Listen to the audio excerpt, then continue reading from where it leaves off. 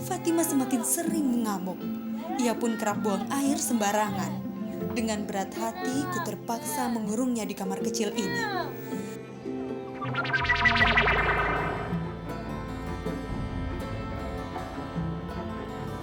Kamu lagi ngapain di situ bangun sendiri?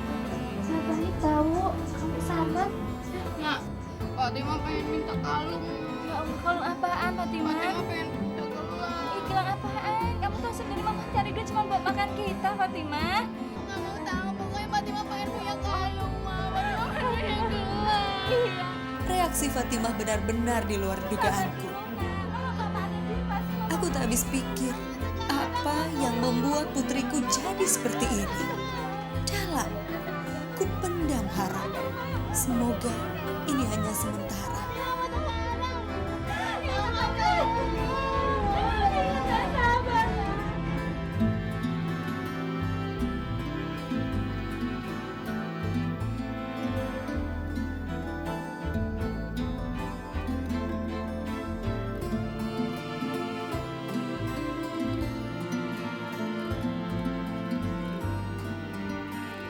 Sebuah kejadian di suatu hari membangkitkan harapanku. Tak terkira senangnya hatiku saat itu. Mungkin kehadiran seorang pemuda akan kembali membangkitkan semangat putriku.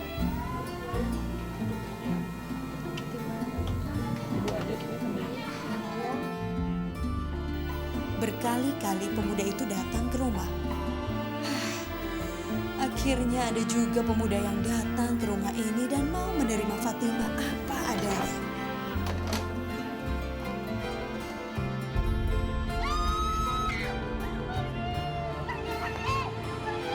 Kamu kenapa, Nak? Fatimah, kamu kenapa, Nak?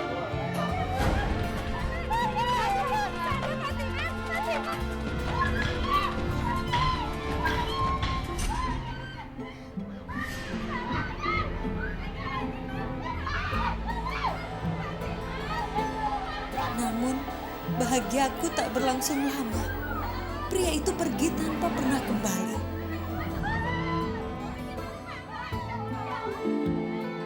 Fatimah semakin sering mengamuk. Ia pun kerap buang air sembarangan. Dengan berat hati, ku terpaksa mengurungnya di kamar kecil ini.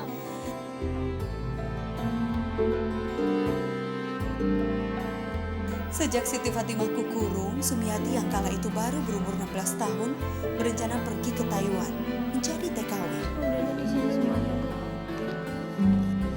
Ia ingin mengikuti langkah kakaknya Susilawati yang terlebih dahulu bekerja di Arab Saudi. Tujuannya tak lain, meringankan bebanku. Setelah persyaratan disiapkan, sang penyalur jasa pun datang ke rumah. Silakan masuk, Pak. Iya, Waalaikumsalam. Pak.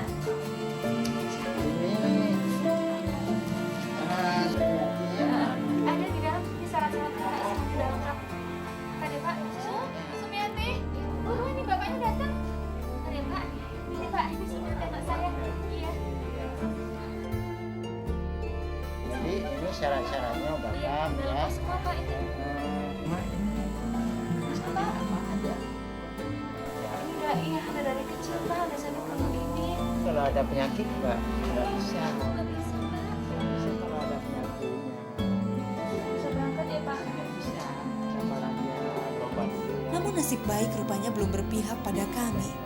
Ya. Pegel, paling nangis kan. Sabar ya.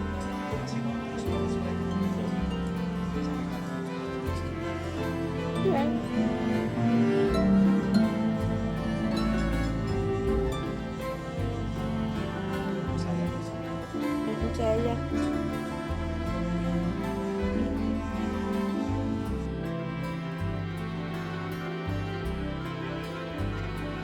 Rumahnya sebelah mana sih, Pak? Ini depan udah deket kok. Sumiatiku masih berbesar hati.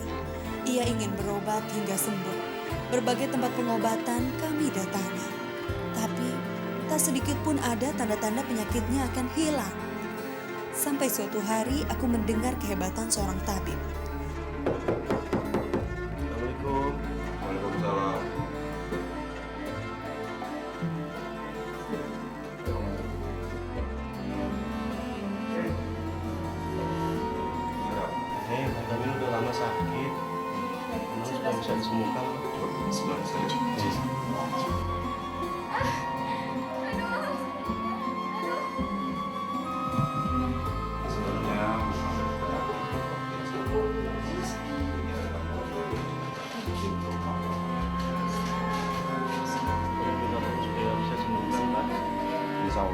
Coba ini Bapak kasih. Tak seperti orang pintar lainnya yang hanya memberikan ramuan, pengobatan dukun itu sangat berbeda. Setelah semua selesai, Sumiati terlihat pucat dan lemas.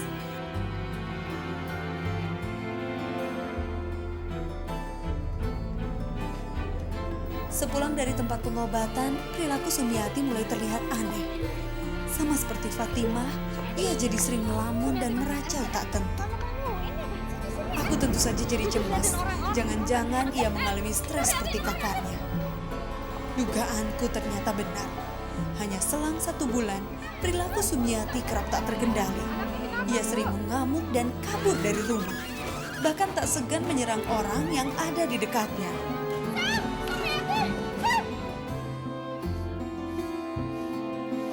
Hingga suatu hari terjadi peristiwa tragis.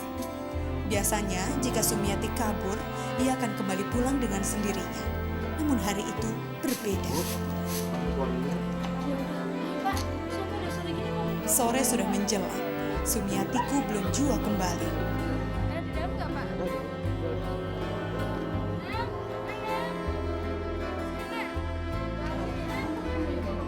Carikan kamu di sini ya.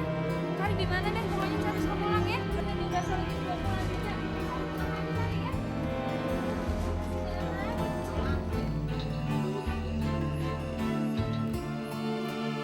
Aku pun menyuruh anakku Abdul dan Anam untuk mencarinya. Mbak,